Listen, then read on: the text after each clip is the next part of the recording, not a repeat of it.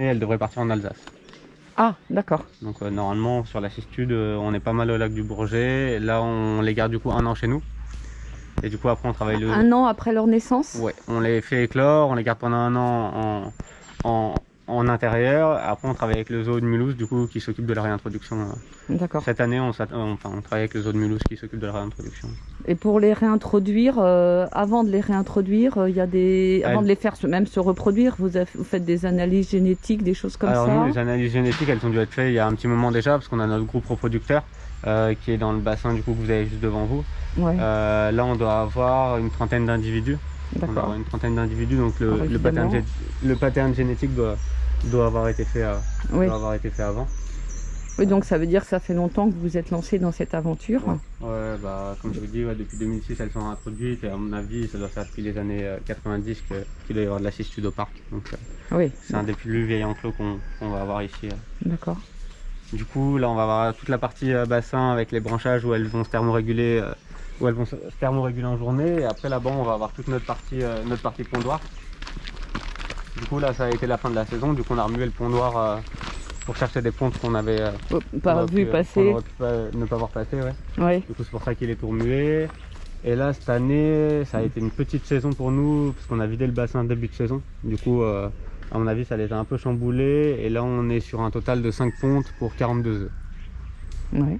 Donc à voir ce que ça donne. Et là du coup au niveau sur les 42 on en a perdu un qui a moisi et du coup après là on a eu la première éclosion de l'année et là sur les 13 qu'on avait, donc il y en a un qui a moisi et les 12 autres ont éclos. D'accord. Donc là on attend les futures éclosions.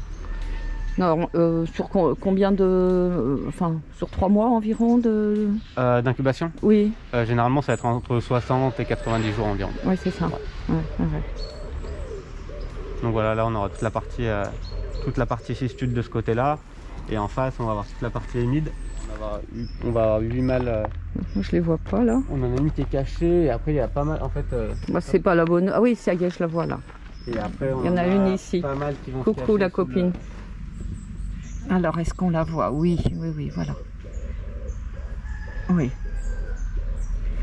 Combien vous m'avez dit vous en aviez? On a 8 mâles et on a 2 mâles cistudes du coup dont le pattern génétique ne nous intéresse pas, du coup qui sont placés avec les émides. D'accord. On en a une en face de vous encore qui vient vous voir. Juste sous la branche. Oui, je vois, elle a sorti sa tête. Je sais pas si je... là il fait encore frais comme on est le matin. Alors. Oui, c'est encore un petit peu trop tôt. Curieuse quand même là. Ah, voilà. On en a 2-3 sur les 8 qui viennent manger directement, qui sont un peu... font leur petite vie. Ouais, voilà. Donc vous mettez... là, vous ne faites pas de reproduction? Non, là pour l'instant on fait pas de reproduction. Après à mon avis à terme, du coup, comme le PNA a été lancé l'année dernière, ça va être l'objectif du parc. Ah oui, d'accord. Il y a des chances. Super. Ouais. Sachant que la Morémis léprosa, il en reste en France moins de 1000, c'est vrai qu'elle a besoin de... c'est aussi l'objectif de l'Odyssée, hein. Du coup je sais pas si vous connaissez un peu le parc ou pas du tout. Je suis jamais venue, mais je me suis renseignée sur qui vous étiez. Et donc moi ce qui m'intriguait aussi c'était cette idée de poser votre démarche en développement durable et vouloir travailler sur le long terme. Enfin, c'est notre objectif, hein, de toute façon, que ce soit sur le lézard osselé ou après là on a déjà 2 élevages conservatoires à temps plein, donc on va avoir l'élevage vison d'Europe et on va avoir l'élevage outarde. On a 2 personnes à temps plein et plus 2 personnes en saison et du coup au vison d'Europe ils sont 2, donc ça reste quand même des gros investissements et des gros postes. Donc là, normalement, l'année prochaine, même cette année, ce sera la première réintroduction de vison d'Europe par Zoo Odyssée, donc c'est une bonne nouvelle. Ah oui, ça c'est une très bonne nouvelle. Ouais. Donc, et par exemple, le vison d'Europe, vous le réintroduisez où? Là, cette année, il devrait être introduit en Espagne. Je ne peux pas vous dire où exactement, parce que je ne sais plus la ville de tête, mais normalement Espagne. Ouais. Ça va être sur de l'Espagne. Après, notre objectif, ce serait de faire la même chose du coup sur les arosselés une fois que le PNA sera bien en place et qu'on aura... Donc PNA, je précise, Plan National d'Action.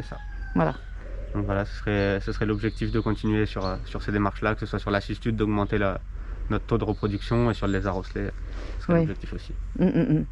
La cistude, on en a dans le sud-ouest aussi de cette On tortue. en a dans le sud-ouest, ça va remonter quasiment jusqu'en Charente. Oui. Ça va remonter même dans les Deux-Sèvres, dans le marais Poitevin.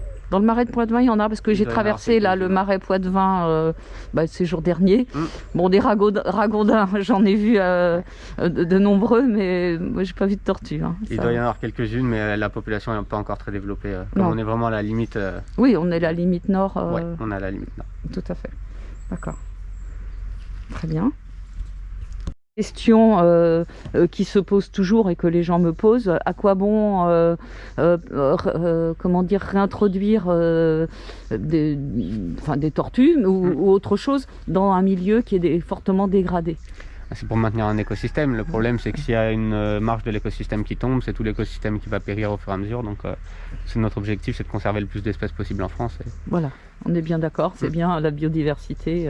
C'est Mais ça. c'est vrai que ça intrigue réellement un certain nombre de personnes qui me disent mais si vous relâchez des émides dans un milieu où elles meurent, où elles ne se reproduisent plus, où parce qu'il y a plus de... Elles n'ont pas de quoi vivre, ça va être compliqué, quoi. C'est sûr. Mais après, du coup, l'objectif, c'est d'en avoir une grosse population pour justement retrouver un équilibre Oui, et pouvoir réaménager tout ça comme dans le passé. Oui. Donc, les petites études. ouais. Du coup, là, on va avoir 3 espèces. On va avoir la tortue grecque, la tortue d'Hermann et la tortue marginata. Dans la... oui.